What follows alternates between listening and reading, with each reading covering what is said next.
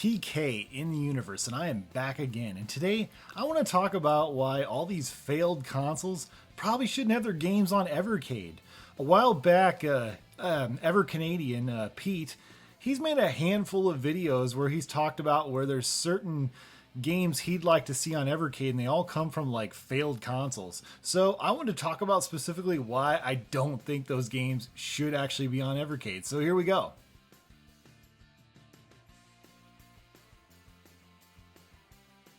So first up, let's talk about games on the Atari VCS, the Atari Recharged games.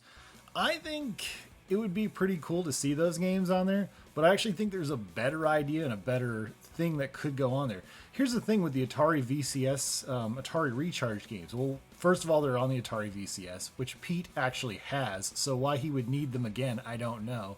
Plus, a lot of those games are on Nintendo Switch. They're on the PS4 or PC. So it's not like you can't get these games anywhere, honestly, except Evercade, of course. The other thing with these games, is the Evercade even powerful enough to play these games? I really don't know, to be honest. Obviously, they are on modern systems, or on cell phones, even in some cases. So you'd assume they're designed to play with more higher-end stuff than the Evercade VS. Because, yeah, I mean, the Evercade VS is really freaking cool and plays awesome classic games, but you don't see a lot of really, can it handle this kind of power? I really have no idea. Maybe you guys in the comment section know, but I'm not really sure. I honestly think there's a better alternative, and I think it might be able to handle this, and this is a collection that nobody seems to talk about, and that is Atari Classics Evolved. Atari Classics Evolved has some freaking awesome games. Let's go over what those games are. It has 11 evolved games. It has Asteroids, Asteroids Deluxe, Battlezone, Centipede, Lunar Lander, Millipede, Missile Command, Pong, Super Breakout, Tempest, and Warlords.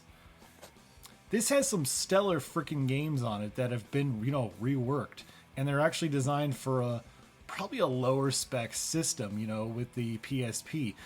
The PSP is kind of in that weird spot between the PS2 and the PS1, if I'm not mistaken, because like there's games that have been on PSP that have been ported to PS2, but it makes me think that maybe it's possible these games could play on Evercade since Evercade can handle PS1. I don't know.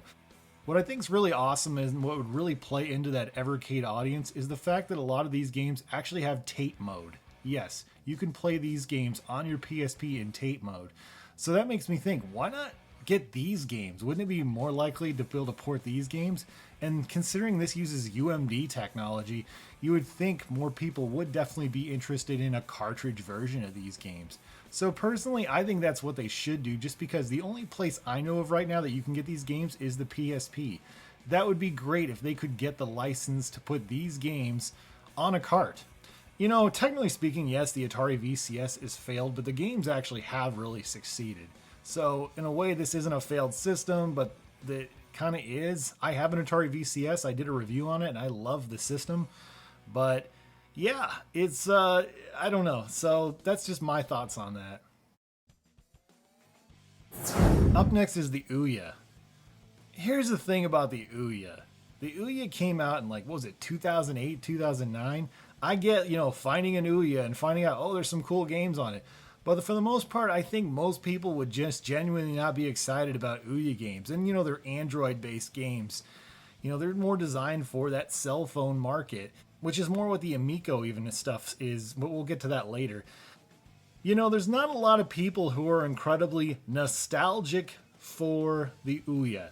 There just aren't. That's just such a small audience of people, as most people are not going to be excited to play those games. I mean, it's a failed system. It's synonymous with failure.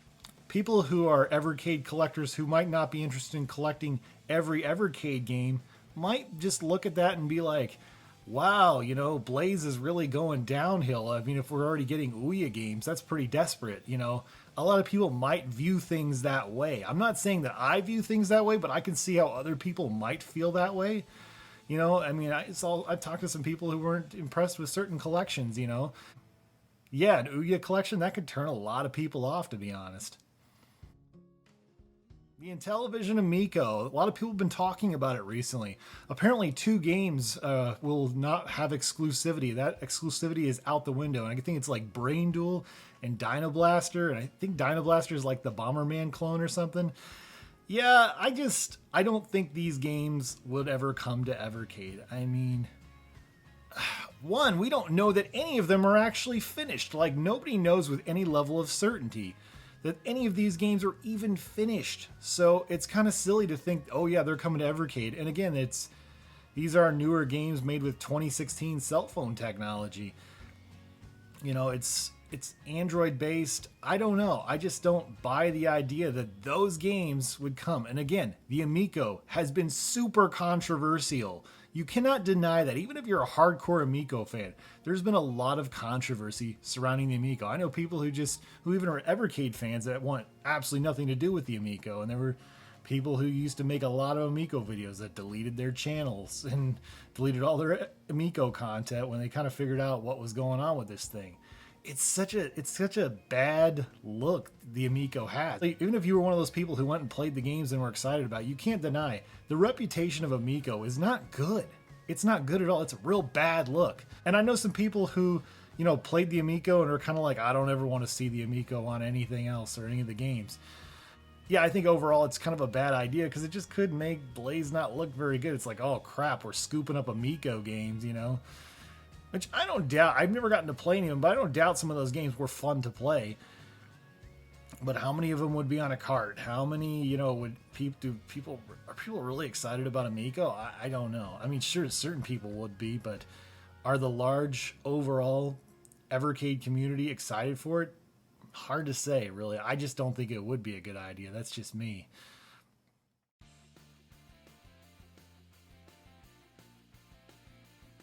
Now that I've mentioned all these systems, do I think there's any failed consoles that I think would be great on Evercade? And I do, actually. I mean, one is already on here, the Atari Lynx. Yeah, the Atari Lynx actually is technically considered a failed console, but there were some really good games on it. And here's the thing.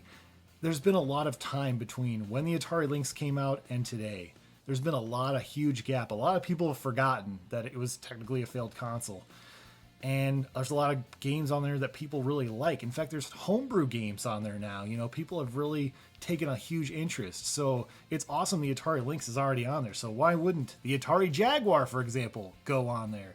I actually think it'd be better to have an Atari Jaguar collection. And I think it's more likely it would be easier to get those games on the Evercade VS and Evercade EXP and all the other consoles, you know, the Evercades, than it would be to get like the recharged games or the Amico games or the Ouya games.